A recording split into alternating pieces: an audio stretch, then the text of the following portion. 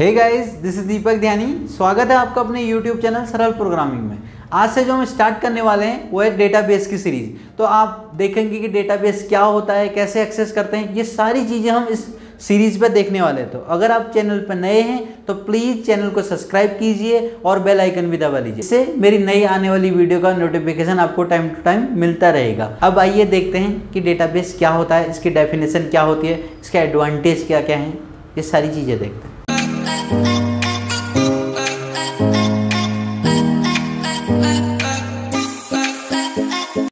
तो आइए देखते हैं कि डेटाबेस की डेफिनेशन क्या होती है। डेटाबेस क्या होता है? कोई भी चीज़ को एक सीक्वेंशियल ऑर्डर में स्टोर करने की टेक्निक को हम डेटाबेस कहते हैं, ठीक है ना। तो डेटाबेस की यहाँ पर जो डेफिनेशन है, a database is an organised collection of structure information और data typically stored electronically in a computer system. A database is usually controlled by a database management system DBMS, ठीक है। जो डेटाबेस क्या होता है? कलेक्शन होता है स्ट्रक्चर इंफॉर्मेशन का, ठीक है ना। और वो जो डेटाबेस स्टोर होता है वो क्या होता है? इलेक्ट्रॉनिकली होता है। और जो इसको कंट्रोल करता है वो कौन करता है? DBMS, database management system. जो हमें डेटाबेस की ज़रूरत क्यों पड़ती है? Why we need a database. जो डेटाबेस की ज़रूरत पड़ने के रीज़न है, manages large amount of data. हम एक लार्ज अमाउंट के डेटा को हम स्टोर कर सकते हैं, मैनेज कर सकते हैं लार्ज अमाउंट के डेटा को। और इसमें जो हम डेटा स्टोर करते हैं ये क्या होता है? एक्यूरेट होता है। और हम इजीली कोई भी डेटा को अपडेट कर सकते हैं। सिक्योरिटी है कि हम यहाँ पर ऑथराइज जो पर्सन है उसको एक्सेस कर सकता है। और जो सबसे बड़ा एडवांटेज है, इजी टू सर्च डेटा। पहले से भी तो डेटाबेस डेटा स्टोर होता था, बट प्रॉब्लम क्या आती थी? हम वहाँ पर सर्च नहीं कर पाते हैं। सपोज आपके पास कोई एक बुक है, हार्ड कॉपी वाली बुक है आपके पास एक बहुत मोटी सी। अगर आपने कोई एक स्पेसिफिक टॉपिक सर्च करना है तो आप 1 बाय 1 सर्च करेंगे, बहुत टाइम लग जाता है। अगर वही आपके पास एक PDF में है, कंप्यूटर में है, तो आप सीधे पेज नंबर आपको पता है, आप टाइप करेंगे तो आप उसी पेज नंबर पर सीधे पहुंच सकते हैं। तो इजीली यहाँ पर हम सर्च कर सकते हैं कोई भी चीज़ अगर इलेक्ट्रॉनिकली है। तो जो पहले का सिस्टम था वो भी एक डेटाबेस स्टोर करने का, तो डेटा स्टोर करने की टेक्निक तो थी, बट वहाँ पर थोड़ी सा फैसिलिटी कम थी। आप डेटा को इजीली सर्च नहीं कर पाते थे, अपडेट नहीं कर पाते थे, एक्यूरेट नहीं हो सकता था, कभी कभी बहुत सारी प्रॉब्लम आ जाती थी। तो आगे देखते हैं। अब जो डेटाबेस के लिए जो लैंग्वेज यूज होती है वो कौन सी होती है, ठीक है। ए DBMS must provide appropriate language and interfaces for each category of user to express database queries and updates. Database language are used to create and maintain database on computer, ठीक है। जो डेटाबेस की जो लैंग्वेज होती है, जो database को maintain करती है, वो करती है कंप्यूटर पर। There are large number of database language like Oracle, MySQL, MS Access, DBase, FoxPro, etc. अब जो हम यहाँ पर पढ़ने वाले हैं, हम करने वाले हैं माइस्क्यूएल पर काम करने हैं। माइस्क्यूएल क्या है? डेटाबेस लैंग्वेज है। तो हम यहाँ पर देखने वाले हैं माइस्क्यूएल को, ठीक। SQL statement commonly used in Oracle. जो एसक्यूएल के स्टेटमेंट होते हैं कॉमनली किसमें यूज हो जाते हैं? ओरेकल में। And MySQL can be categorise as data definition language, जो इसमें टर्म यूज होते हैं DDL, data definition language, and DML, data manipulation language, DCL, data control language, and TCL, transaction control language. Okay, अब आगे देखते हैं। तो सबसे पहले देखते हैं कि DDL क्या होता है, डेटा डेफिनेशन लैंग्वेज क्या होता है। DDL stand for data definition language. It is use to define database structure और pattern.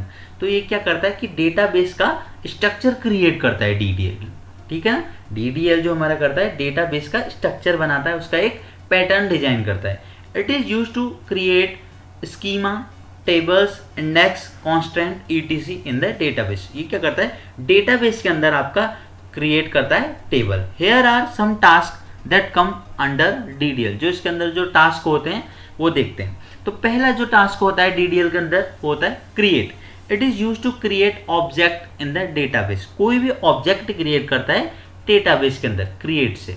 Alter, it is use to alter the structure of the database. कभी कभी हमने अगर अपने डेटाबेस के जो अंदर टेबल बनी है उसको मॉडिफाई करना है, ठीक है, या डेटाबेस को मॉडिफाई करना है तो हम ऑल्टर से कर सकते हैं। ड्रॉप होता है अगला, it is use to delete object from the database. अगर डेटाबेस से कोई ऑब्जेक्ट डिलीट करना है तो हम यहाँ ड्रॉप का यूज करेंगे।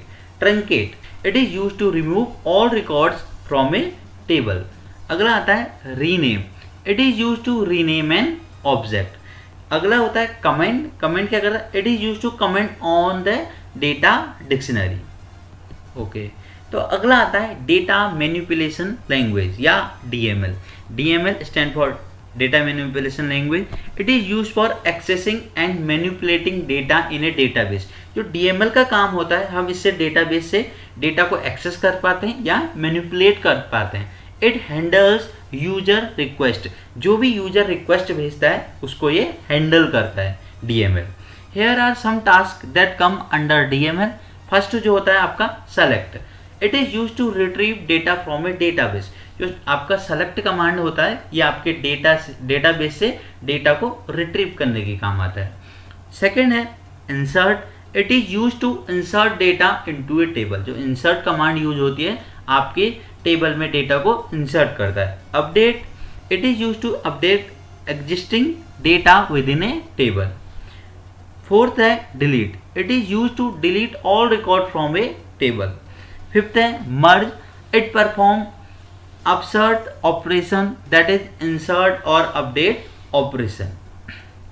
नेक्स्ट देखते हैं DCL, data control language. DCL stand for data control language. It is used to retrieve the stored or saved data.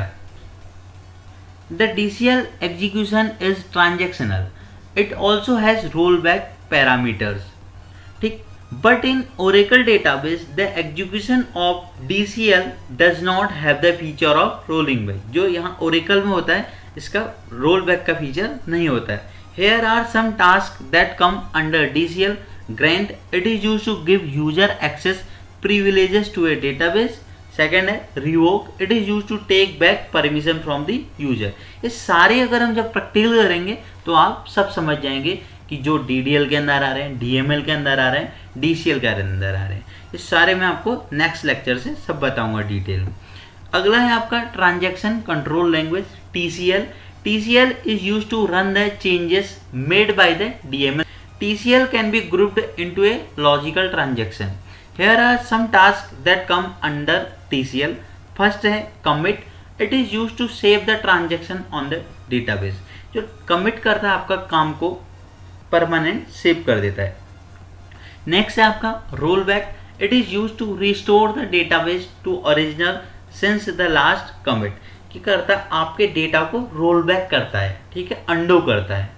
save point है, it identifies a point in a transaction to which you can later roll back. जो आपका ये save point होता है point by point बनाता रहता है आपका। आप इससे क्या करेंगे, कभी आप जब रोल बैक करेंगे तो आप point two point roll back कर सकते हैं। तो ये फैसिलिटी है, जब इसका हम प्रैक्टिकल देखेंगे तब आप सारी चीज़ों को समझ जाएंगे।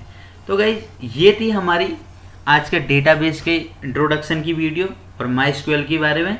तो इसके बाद हम प्रैक्टिकल पे आएंगे, DDL कमांड पढ़ाएंगे, DML देखेंगे, DCL देखेंगे, TCL देखेंगे। ये सारी चीज़ें कि हम प्रैक्टिकल भी करेंगे और साथ साथ में लेक्चर भी देखेंगे। तो गाइज अगर आपको वीडियो अच्छी लगी तो प्लीज़ वीडियो को लाइक कीजिए, शेयर कीजिए एंड सब्सक्राइब कीजिए। Thank you.